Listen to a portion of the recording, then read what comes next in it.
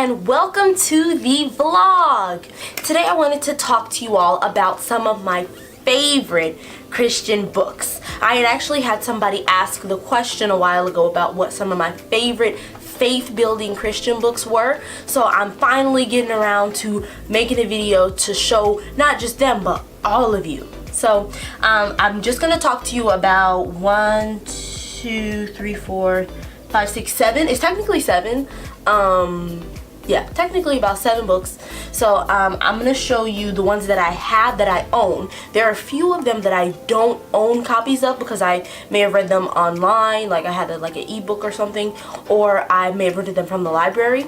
So I have about 4 of them as my own personal physical copy. So I'll show you those, and then I have pictures of the other ones, so we'll just have to work with that. Anyway, so my first book, well, they're not really in any type of order, so don't make it look like, you know, if I said this one first is my favorite, but you know, I am gonna actually bring up one of my favorite ones as the first one though. I don't really do favorites like that because I like so many things, but honestly, when it comes to Christian books, if I had a favorite, this one would definitely be it. And this is Not a Fan by Kyle Idleman. Not a Fan is like I said, if I had a favorite, this would be it. This book was revolutionary for me. Like, this book completely not only just changed like me, but it changed my mindset. It changed my relationship with God. It was just a profound book. It was one of those books that, you know, had me crying. It had me looking like, oh my gosh. Like, it's a really good book. So definitely I would start off with this one because this is great. It basically is just talking about the relationship that you have with God and making sure that you're actually following him and not just a fan of him. Hence, Not a Fan. So it talks about what it's really like to follow God, like to follow Christ with everything, not just, you know, cheering him on or, you know, listening to what other people say about him, but actually being that follower of Christ, actually being that disciple. So this is great. For this book and for the rest of them, I'm going to try to put in the description links to them so that you can, you know, purchase them if you would like to. Please, if you decide you want to buy any of these books, please use my links because they are affiliate links, and if you purchase through those links, I could get a small percentage. It's not going to be at any additional cost to you, but it does help me be able to, you know, continue making videos like this because, you know, newsflash, y'all, it takes money. You know, it takes time, and it takes a lot. So, you know, if you all could purchase through my links, that would be absolutely awesome and a great way to support me without actually having to, you know, give anything. Now, if you want to give anything, look in the description. You can find some more information about that, but this is a way that you can give to me just by doing something that you normally do, which is shop. So, Not a Fan, number 1. Next, I Don't Wait Anymore by Grace Thornton. You know how when you read a book, like, you know the author's name, but it's like, yeah, you're more paying attention to the title. So anyway, this book, I'm actually still reading this one. I'm not done with it, but I am enjoying it so much. I'm just savoring it. One of my favorite things about this book is just the design of it, like the way that it's formatted. I don't know if you can see, but they've got this little, you know, color thing at the bottom, and they got some bold teal words. You know, it's physically attractive, but it's also, you know, mentally and spiritually attractive because she's basically talking about letting go of your expectations of how your life should go, or your expectations of how things should go in your life, and instead embracing the plan and the vision that God has for you. So even the tagline of the book is letting go of expectations and grasping God's adventure for you. I don't wait anymore. Meaning, when she says that, for me, I believe, you know, this is her book, who knows what she is really talking about, but I believe she's basically just saying, you know, I'm not gonna wait for, you know, things to go wrong. I'm not gonna wait and watch my life go by thinking, you know, oh, it's supposed to go this a certain way, but in all actuality, this is what God's actually trying to do within me and for me.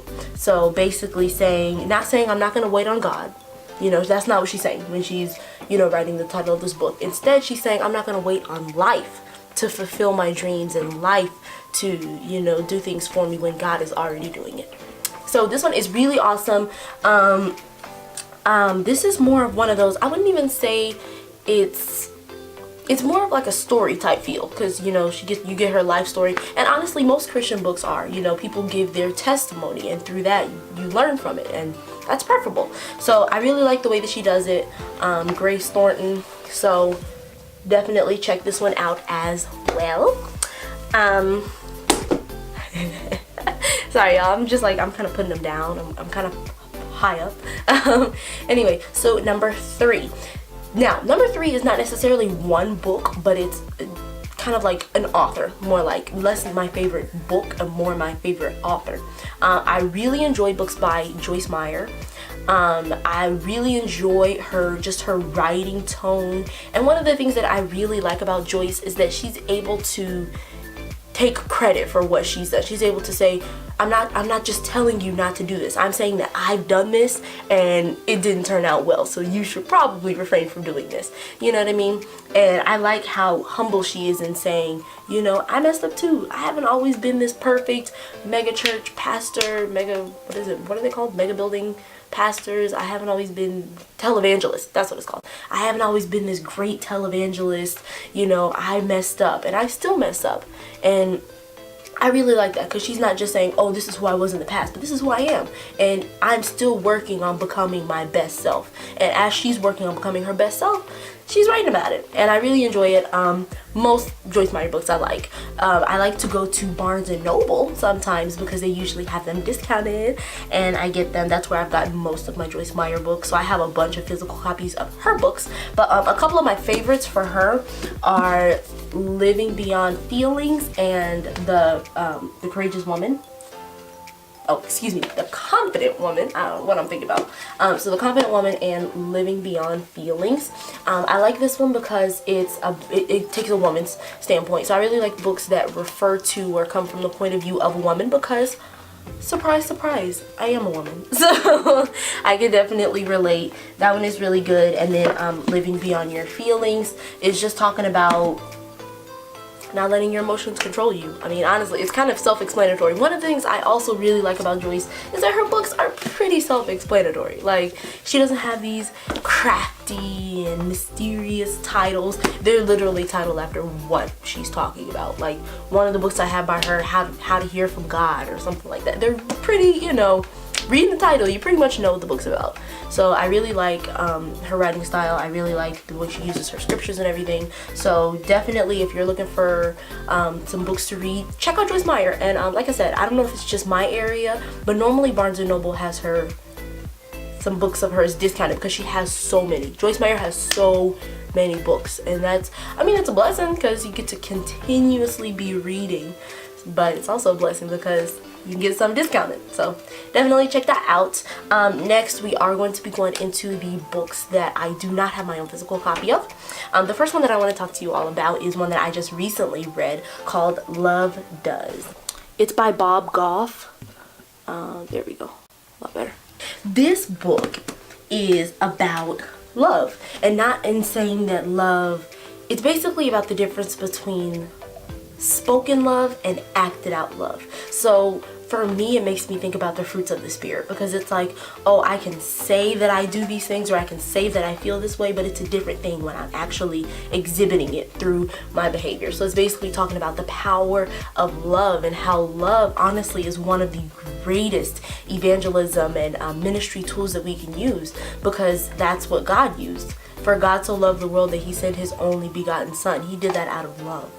And I really enjoy this book because it taught us the importance of being able to show other people godly love, and how important that can be in ministering to them, you know.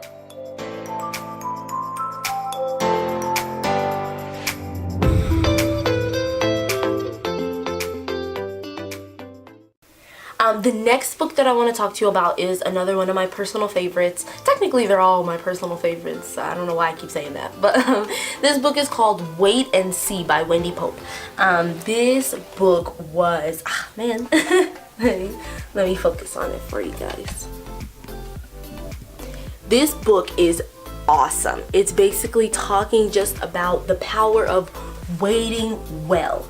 Honestly, it doesn't matter where you are in life. We're all waiting for something. Whether you're waiting for a husband, whether you're waiting for children, whether you're just waiting for God to give you a promotion on your job, we're all waiting for something. Waiting in line for your coffee.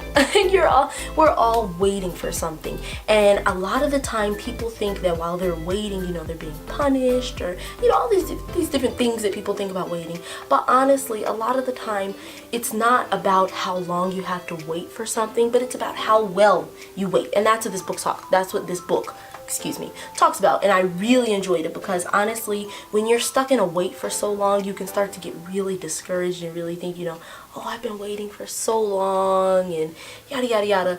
But this book talks about how important it is to make sure that you're waiting well, and that while you're waiting, you're using it as a time to be obedient to God and to show God that you're ready for whatever it is that you're waiting for.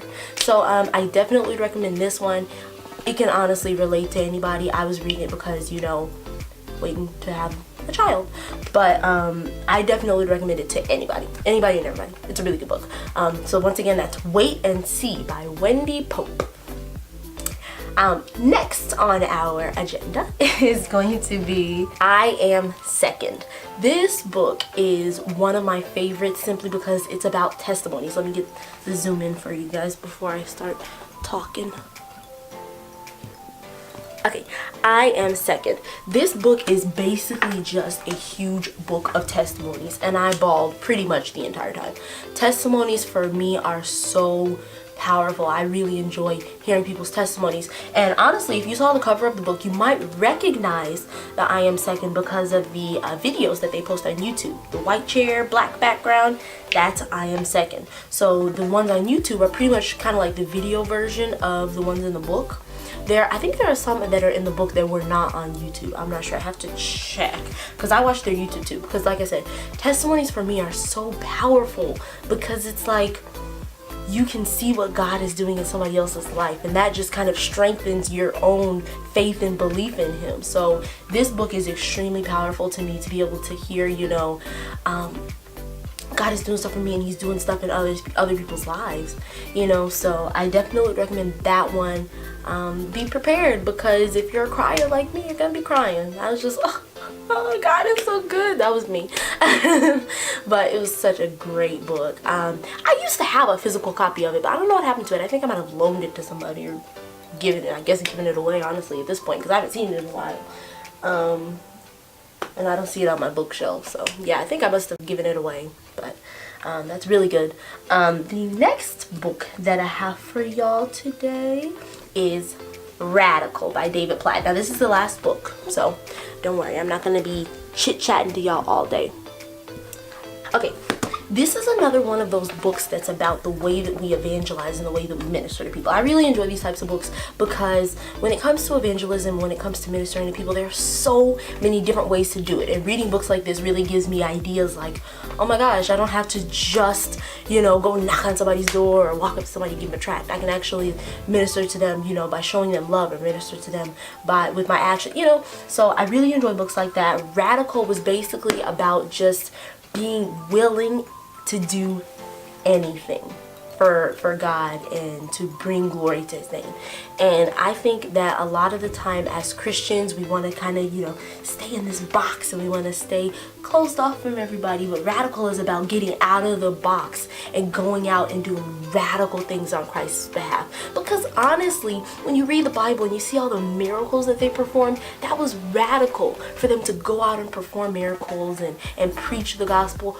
Radical, not just sitting at home posting on Facebook and sharing the scripture of the day from the Bible app, but actually going out and being like, you know what, I serve God. God is awesome to me. I want to tell you about it, and I want to show you the love that God has filled me with, because honestly, the love of God is so deep and flowing within me that it's leaking out within my actions. So this is another, it kind of reminds me of Love Does, honestly, because like I said, it's about more than what you say, and it's about what you do for others, and what you do on the behalf of Christ. So this is a really good book. Also recommend it. I recommend all of these, honestly. So that was my 8 well, 7. Did I say 7? I think it was 8, because I think when I was first counting, I was counting the 2 Joyce Meyers as one, but I think I'm gonna count them separately, so I'm gonna say 8. So that was my 8 top favorite Christian books. Is top favorite correct grammatical? Anyway, 8 of my favorite Christian books that I would recommend that people read for building faith and, you know, getting a closer relationship with God. So like I said, don't forget, I'm gonna put the links in the bottom. Use my affiliates, please. So that you guys can get them. They should all be on Amazon, so I'll try to stick the links on in there for y'all to get your own copies. And I really like to have physical copies of them. You should be able to get an ebook as well, but I like to have the physical copy because, you know, you can go through and highlight and yada yada yada. But nowadays you're able to highlight on ebooks too, so that's why a lot of my books, like you can see, I have ebooks of. So anyway, I'll try to put those links in there. Make sure that you purchase from my affiliate links. Yay. But anyway, I'm gonna stop chatting y'all up. If you have any favorite Christian books that you want to share with me, please comment below and let me know. I'm always looking for a new book to read. My wish list is full of books. I am so excited to read. So please comment below, let me know if you've read any of these books and they had a profound impact on you. Let me know that as well. Also, make sure that you guys like this video. The like goal for this video is 200 likes. 200 likes. So please don't forget to like this video, share it with others who need some encouragement and some ideas of good Christian books to read. Wow. And don't forget to subscribe. Click that red button, click that bell so that you can receive notifications whenever I post new videos. So anyway, thank you guys so much for watching. Just remember, God is good all the time, and all the time God is good. Lord willing, I'll see y'all next time.